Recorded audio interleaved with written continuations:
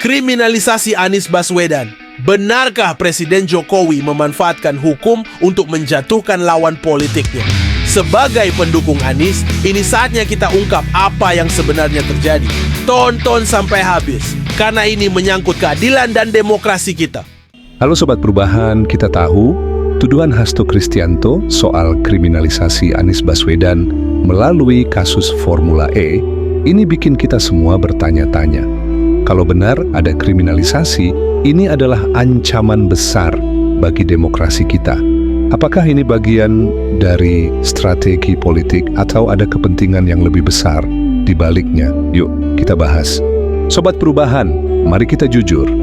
Anies Baswedan adalah simbol perubahan yang menginspirasi banyak orang. Keberhasilan beliau saat menjadi gubernur Jakarta membuat banyak pihak takut. Formula E adalah salah satu program besar yang diinisiasi Anies, tapi sekarang malah dijadikan alat menyerangnya. Pertanyaannya, satu, kenapa kasus ini baru ramai saat Anies mulai muncul sebagai kandidat kuat Pilpres?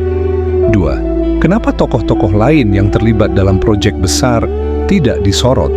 Ini jelas menunjukkan ada upaya sistematis untuk menjatuhkan Anies. Tudingan Hasto, ada apa di balik ini? Hasto Kristianto menuding Presiden Jokowi terlibat dalam upaya kriminalisasi Anies. Kalau ini benar, maka jelas hukum sedang diperalat untuk kepentingan politik. Tapi, kenapa Hasto berani bicara seperti itu?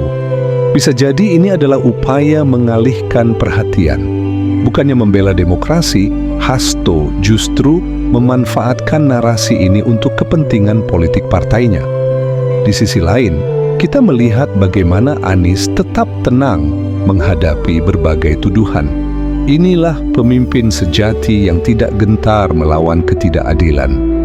Dampak bagi demokrasi, sobat, kita harus sadar bahwa jika seorang tokoh seperti Anies bisa diperlakukan seperti ini, bagaimana nasib rakyat biasa? Demokrasi kita sedang diuji. Kalau hukum diperalat, siapa yang akan melindungi kita? Tapi jangan khawatir, Anies tidak sendirian.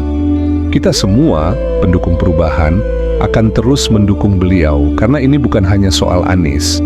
Ini soal masa depan Indonesia yang lebih adil dan bebas dari intervensi kekuasaan.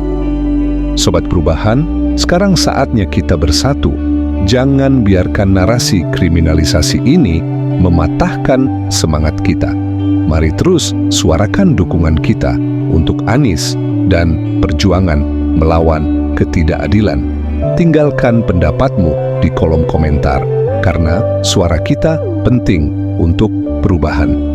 Keadilan bukan untuk dijual, demokrasi bukan untuk dipermainkan. Bersama kita jaga Indonesia. Sampai jumpa di video selanjutnya, Sobat Perubahan.